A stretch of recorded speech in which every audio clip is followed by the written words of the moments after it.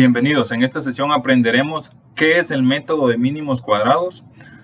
Recordemos que hasta el momento hemos estado platicando o discutiendo bastante sobre cuál es la mejor recta que se ajusta a un conjunto de puntos que están dentro de un diagrama de dispersión. Entonces, el día de ahora vamos a utilizar dentro de otras herramientas que existen como método de mínimos cuadrados ordinarios o método de mínimos cuadrados bietápicos. Entonces vamos a ver ahora el método de mínimos cuadrados ordinarios, que se abrevia con las letras, lo pueden encontrar también así en los libros, MCO.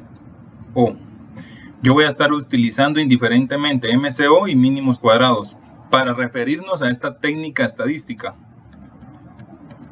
Ahora, ¿qué logramos con mínimos cuadrados? Lo que estamos logrando es encontrar dentro de todo el conjunto de rectas, que pueden ser muchas, como lo vimos en la clase anterior, dentro de ese montón de rectas que pueden describir a un conjunto de datos, vamos a encontrar la de mejor ajuste.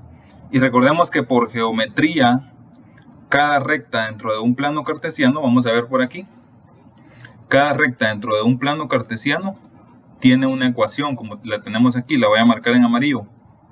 Entonces, cada recta, aquí está la ecuación, y aquí tenemos la recta. Entonces, cada recta tiene una ecuación. Tiene que haber correspondencia entre la línea de estimación y la función lineal que podemos graficar en el plano XY. Ahora, sabiendo eso, vean el título que dice. Dice método de mínimos cuadrados. Entonces, ya la expresión nos está hablando de minimizar. ¿Pero qué vamos a minimizar? Aquí también dice la palabra minimizar, pero ya nos detalla qué son los errores. Entonces, si vamos a hacer un pronóstico a través de mínimos cuadrados ordinarios, lo que vamos a buscar es equivocarme lo menos posible. Claro, si yo supiera el valor final, eso es muy sencillo, ¿verdad? Yo ajusto muy bien mi recta.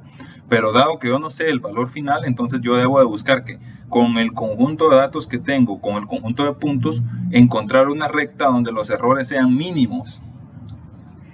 Y vamos a pedirle también, eso lo vamos a validar al final, que los errores en promedio sean cero. Entonces van a haber errores, pero en promedio se van a contrarrestar. Ya vamos a explicar esa parte. Muy bien, entonces vamos a continuar con este método. Vemos aquí que tenemos una ecuación que dice Y, vean, tiene un sombrerito, es un Y estimado. Este es el sombrerito al que les estoy hablando.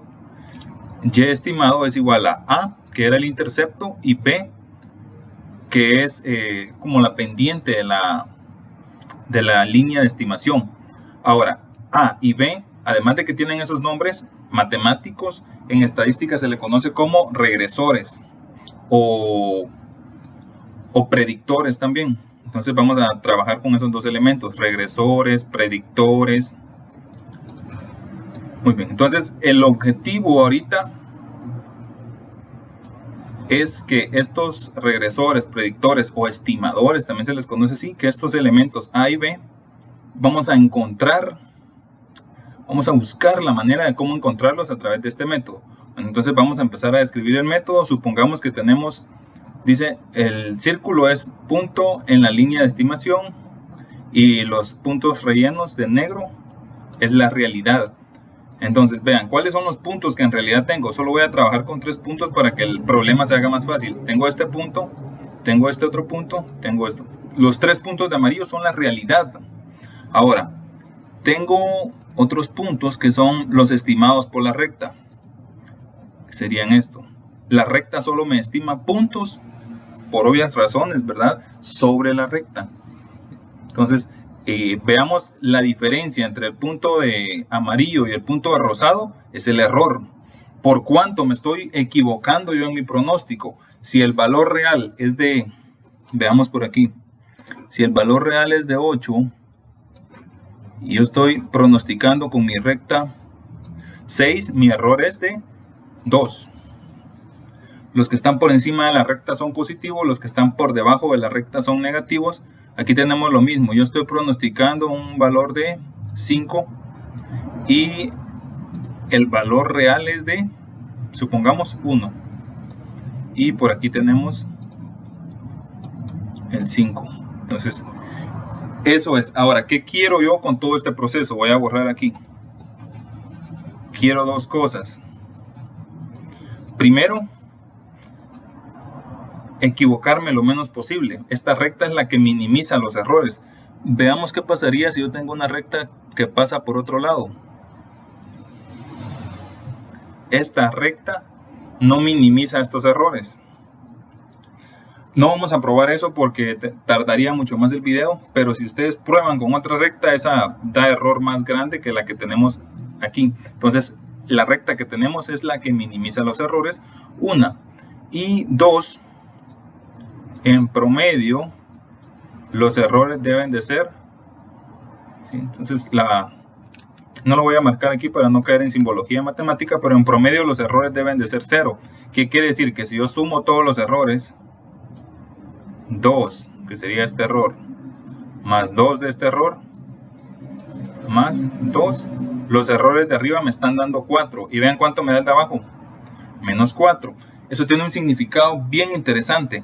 Primero, ¿en cuánto me estoy equivocando yo en mi modelo de regresión en promedio? En nada. Vean la palabra, en promedio yo no me estoy equivocando nada, porque en promedio mis errores son 0. Entonces yo no estoy cometiendo error en promedio. Sí, hay que entender qué es en promedio y qué es en un dato puntual. En un dato puntual si estoy cometiendo un error, ¿de cuánto? Puede ser de 2, puede ser de 3. En este caso hay uno de 2, uno de menos 4 y uno de 2 también. Sí, pero en promedio mis errores son 0. Esa es una característica que deben de tener las rectas de regresión y al final le vamos a dar un nombre a esto. Yo lo voy a mencionar de una vez para ir avanzando en el video. Esto se llama validación del modelo de regresión. Nosotros tenemos que verificar que nuestros errores sean en promedio 0. Entonces tenemos que encontrar todos nuestros errores y nos tienen que dar un valor de 0.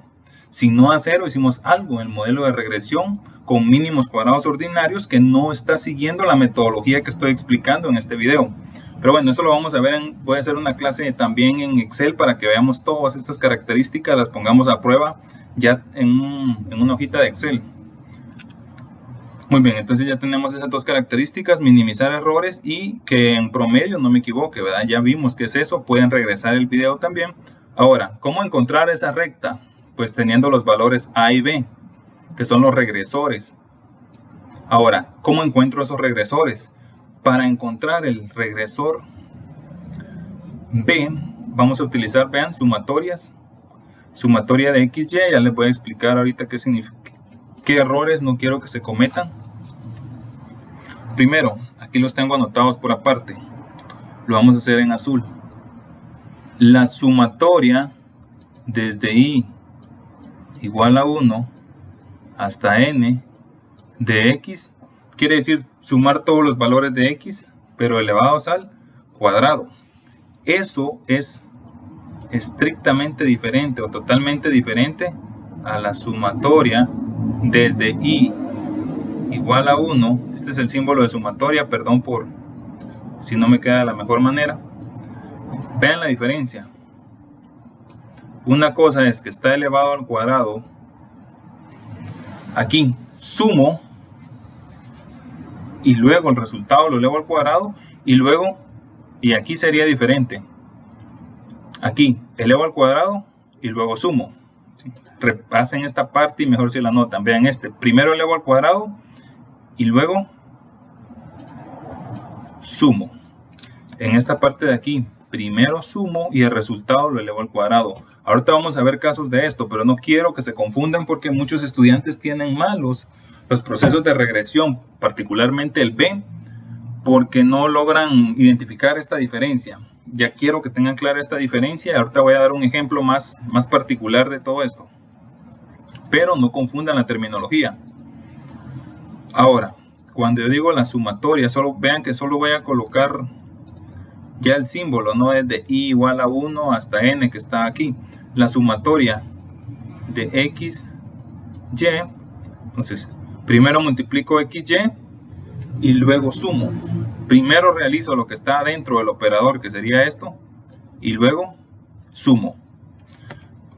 Veamos entonces cómo quedaría este ejercicio. Dice que es la pendiente de la recta de regresión que nos da el mejor ajuste, o sea el estimador o el regresor o el predictor B, se obtiene de la suma XY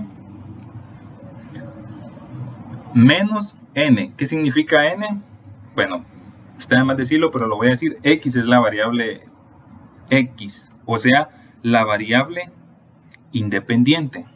Y Y es la variable dependiente. Entonces, X y Y nos lo tienen que dar el ejercicio. Aquí viene algo importante. El ejercicio a veces no nos dice este es el valor de X y este es el valor de Y, sino que el ejercicio lo que nos viene a decir es, nos pone, por ejemplo, situaciones como el Producto Interno Bruto de 10 años, por ejemplo, y nos pone la tasa de interés, pero no nos dice cuál es X y cuál es Y. Entonces nosotros tenemos que aprender a identificar cuál es la variable X, o sea, la independiente, y cuál es la variable Y, o sea, la dependiente. Conociendo la variable dependiente e independiente, empezamos a hacer nuestro modelo. Entonces, en este caso, el crecimiento del Producto Interno Bruto depende de la tasa de interés. Entonces, la tasa de interés es X y el Producto Interno Bruto es Y. Si lo trabajan al revés, les va a dar un resultado. Claro, les va a dar un resultado, pero no es el mejor, ¿sí? Porque estamos colocando al revés. Entonces tenemos que aprender a identificar qué variable depende de cuál y aprender a nombrar, tal como yo lo hice, cuál es X y cuál es Y correctamente. Entonces tenemos también aquí N.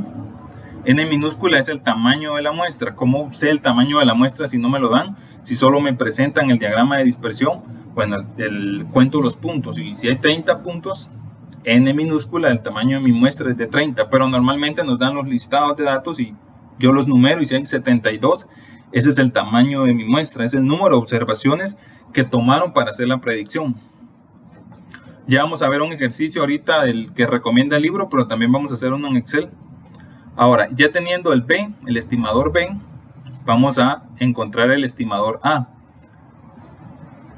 Entonces, el estimador A dice que es el promedio de Y menos, vean aquí que nos está pidiendo, B, el valor de B que ya calculamos, y ese valor de B va a estar multiplicando por X barra. No voy a hacer mucha profundización en la fórmula porque al final ustedes van a entender cómo calcular A y B con un ejercicio, no tanto con la teoría. Entonces la práctica es la clave aquí. Hay cosas de teoría que son muy importantes. Vamos a aprender a interpretar al regresor A y al regresor B. Veamos primero el regresor A. Si la variable independiente X fuera nula, o sea 0, el valor de la variable dependiente Y sería el que toma A dentro de la ecuación. Entonces, si X vale 0, por ejemplo, si la tasa de interés fuera 0 en una economía, ¿cuál fuera el Producto Interno Bruto? Si no hubiera tasa de interés. Entonces, ese puede ser el ejemplo. Ahora vamos a interpretar el regresor B. Un incremento en una unidad de la variable X, que sería la variable independiente, representa un cambio. Vean que X incrementa positivamente, pero el cambio en Y para el regresor B puede ser positivo o negativo. ¿Y cómo hago para saber? Pues si B es menos 0.72, el regresor es puede ser positivo o negativo. Esto no lo dice el signo. Entonces dice que un incremento en una unidad en X me da un incremento de B veces en Y. En otras palabras, si ahorita se están diciendo, esto está confuso, entonces puede pensar uno como que ese B, como sigue la recta de estimación, sigue un modelo lineal que ustedes vieron en matemática, estoy seguro que lo vieron 100%, entonces como sigue el modelo de una función lineal, el B se interpreta como la pendiente, aquí lo marco yo, como la pendiente de la recta tangente, ¿verdad? Y al hablar de recta tangente, también se puede interpretar como la derivada de una función lineal. Se recomienda al estudiante, o sea, derivar la función y se van a dar cuenta que la derivada de la función de estimación es el regresor beta. Entonces tenemos ahí 3 maneras diferentes de interpretarlo. ¿Cuál recomiendo yo? Lo primero. Y es la manera como yo lo voy a hacer. ¿Por qué recomiendo lo primero? Porque están dando como la idea de lo que tienen. Imagínense que llegan a hablar con alguien y le dicen, bueno, es que aquí es la derivada. Y están hablando con, ustedes están en una situación bancaria y le están hablando con alguien que es perito contador al menos, o sus primeros cursos en la U, y ustedes les salen que es la derivada. Entonces es bueno saber que que el regresor beta es la derivada de la ecuación de estimación. Hasta ahí, para que yo también sepa interpretarlo de manera más amplia. A mí me ayuda muchas veces. Ya vamos a interpretar estos dos regresores con este ejercicio que está aquí. Veamos el ejercicio entonces. ¿Cómo quedaría este ejercicio? Vean, aquí nos da dos columnas de datos, unas que no sirven. Este puede ser el número de camión, el camión tiene algún número de placa o un número de identificador dentro de la empresa que no nos sirve. Esa es otra cuestión, saber qué datos sirven y qué datos no. Entonces esos datos de rosado no sirven, por lo tanto yo los voy a anular. Los da el ejercicio como para confundirlo a uno, o no confundirlo, sino que uno aprende a identificar qué datos usar y qué datos no. Entonces aquí tenemos la antigüedad de un camión en años. Entonces el 5 significa 5 años, el 3, 3 años, el 1, 1 año, el 10 significaría, no está ahí, pero el 10 significaría 10 años. Sabemos nosotros muy claro que un camión nuevo se gasta menos en repuestos, en mantenimiento que un camión viejo. Ahora, veamos la relación que aquí marca. Cuando el camión tiene un año, se gastan, digamos, 4 quetzales de... Aquí dice dólares, cientos de dólares. Entonces se gastan, hablemos así más simple, 4 quetzales de repuestos. Cuando ya tiene 3 años, pues se gastan 6, se gasta más. Cuando tiene 3 años, puede gastarse 7. Alguien puede decir, bueno, pongámonos de acuerdo, porque ¿por qué el primer 3? El primer camión de 3 gasta 6 y el otro de 3 gasta 7. Son dos camiones diferentes. Estamos ahí. Y esto es clave en estadística. Por ejemplo, yo tengo, ustedes, por ejemplo, 30 estudiantes. Si un estudiante saca 90 y tiene 18 años, es posible que otro estudiante que también esté con ustedes tenga 18 años y saque 90. Es totalmente factible. Y eso se denomina, pueden investigar un poco, se denomina procesos estocásticos. Entonces, una misma variable X puede tener dos mismos resultados. Aquí tenemos también un camión de 5 años que se gasta 7 unidades monetarias, quetzales, etc. Lo que vamos viendo es de entrada que a mayor antigüedad del camión, mayor gasto en repuestos. Entonces, mayor antigüedad, mayor gasto. De entrada ya sabemos que hay una relación directa o positiva. Voy a borrar esta parte para que tengamos... Ahora, aquí el ejercicio nos dice cuál es X. Vean qué bonito está. Este es X y este es Y. Si nos lo diera, perfecto. Si no hay que andar averiguando, ¿verdad? Entonces sabemos que la antigüedad del camión es una variable independiente. Y el gasto en repuesto depende de la antigüedad del camión. Este es un elemento clave que tenemos que aprender a identificar. Entonces cuando ya tenemos X y Y, lo que vamos a empezar a hacer es...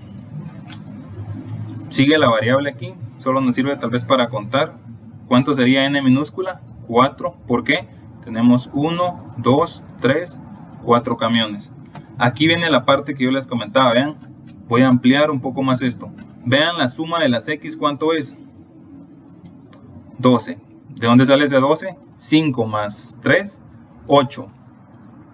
Más 3, 11. Más 1, 12. Ya tengo la suma de las X. Y a partir de la suma de las X, al dividirlo dentro de N, me da el promedio, porque recordemos que nos pide promedio también. Entonces, ¿cuánto sería el promedio? Sería 12 dividido 4. Y nos da la media de X, que sería 3. Ahora veamos aquí entonces. Aquí teníamos los valores de Y, los sumamos, 7 más 7, 14, más 10 que tenemos aquí, 24. De ese 24 lo dividimos dentro de 4. ¿Para qué? Para que 24 dentro de 4 nos dé el promedio de Y. Todo esto pueden decir, va muy rápido, pero no puedo hacer un video de 1 hora casi, ya van 20 minutos, entonces pueden pausarlo, pueden repetirlo una vez, 2 veces para ver lo que yo digo con mayor detenimiento. X es la media de la variable independiente y Y la media de la variable dependiente. Vean ahora la sumatoria de XY. Primero multiplico, aquí viene una parte clave. 7 por 5, 35. 3 por 7, 21. 3 por 6, 18 y 4 por 1, 4. Luego sumo esta parte de aquí y me da 78. Y luego la sumatoria de x cuadrado. Vean que esto es lo que quería que no confundieran, que hablaba del inicio del video yo. No es lo mismo la sumatoria de x cuadrado que la sumatoria de x. Todo eso elevado al cuadrado. Recordemos esa parte que estaba ahí, la voy a marcar. Eso que está ahí es diferente a la sumatoria de x, todo elevado al cuadrado. Entonces, como es aquí, veamos cómo es el proceso aquí. Tenemos entonces, esto está peleando conmigo, yo lo maximizo y él se vuelve a reducir, pero veamos. Entonces, ¿de dónde sale este 25? 5 al cuadrado, 3 al cuadrado, 9.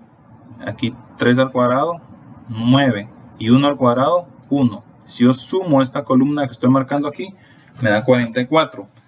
Lo primero que ustedes tienen que hacer es construir su tabla. Pueden construir su tabla para todos los ejercicios con Excel.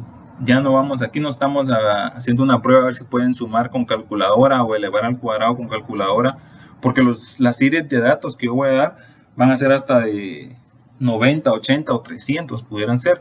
Entonces, si yo no los voy a castigar que pasen sumando 300 datos, imagínense, elevándolos al cuadrado y luego sumándolos. Muy bien, y los datos que yo tengo aquí son enteros. A veces en vez de 5 es 7.32 al cuadrado, imagínense, sin calculadora. O hacerlo en calculadora, tardado. Muy bien, entonces ya que tengo estos datos, voy a acomodar aquí mi proceso.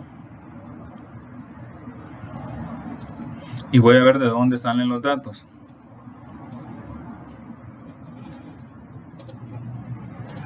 Voy a borrar aquí. Vean que me pide el estimador beta. Esto mejor si lo ven en una computadora, porque en el celular me pide la sumatoria de XY. ¿Cuánto vale la sumatoria de XY? 78. Coloco 78. Con otro color me pide abajo me pide la sumatoria de x cuadrado. ¿Cuánto es la sumatoria de x cuadrado? 44. Lo coloco. Vean que estoy haciendo la correspondencia en colores para que no nos perdamos. Luego me pide n veces el promedio. ¿Cuánto vale n? ¿Cuántos datos tengo? 4. Entonces n vale 4. Aquí está el 4. Aquí está el 4. ¿Cuánto valía el promedio de x? Veamos con otro color. El promedio de x vale 3. ¿Dónde tenemos ese dato? Sería 12. 12 dividido 4. Y el promedio de y vale 6.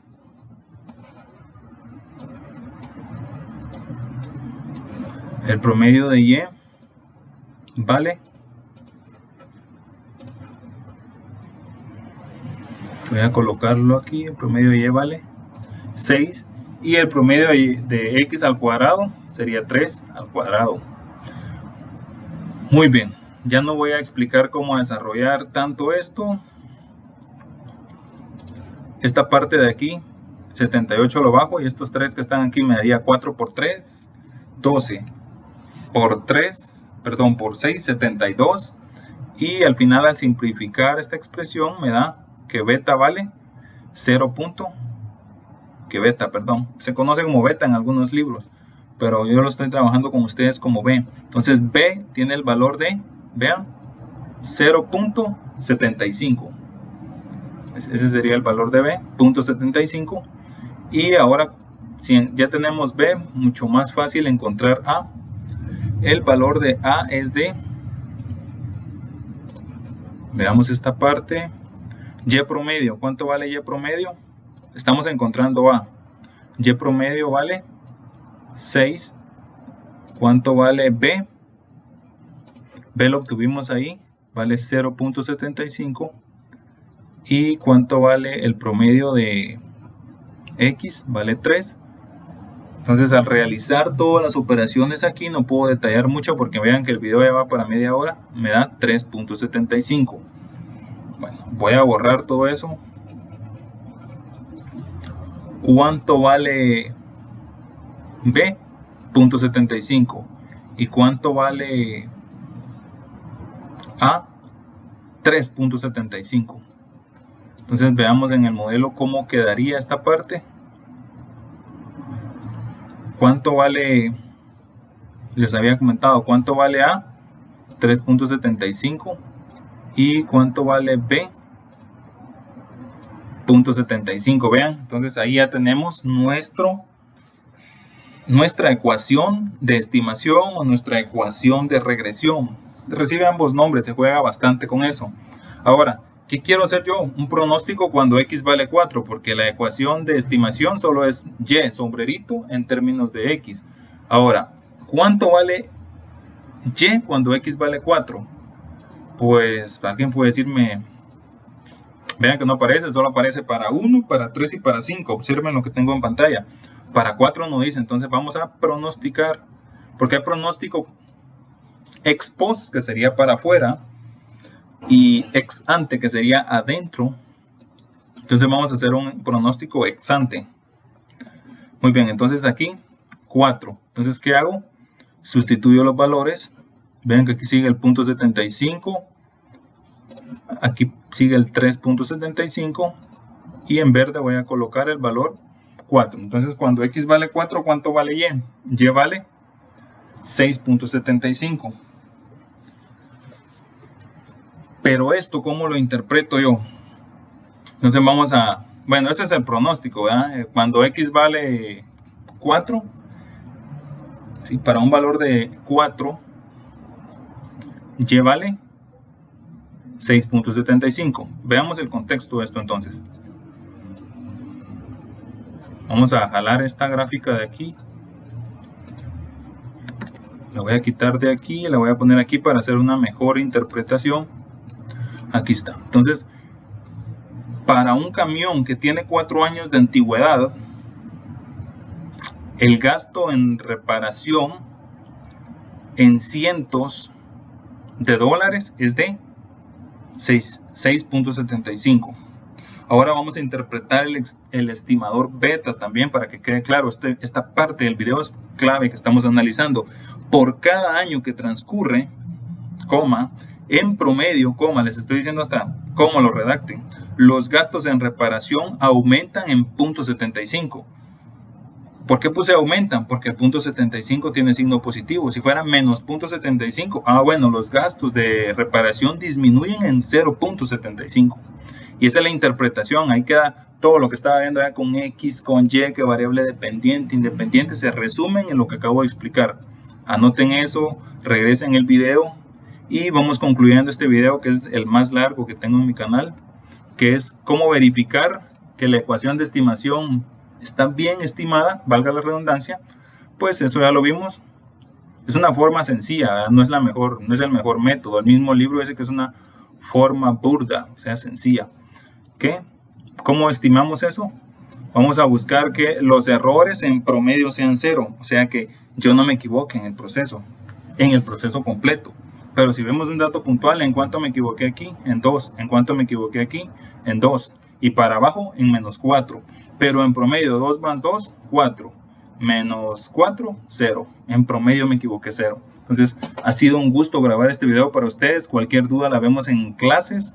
Y esto es ya profundizando en lo que son los métodos de regresión. Les recomiendo leer el libro de Estadística para Administradores y Economía de Levin, que es la parte en la que estamos trabajando. Cualquier duda me la hacen saber, ya sea por el grupo de WhatsApp o en clases.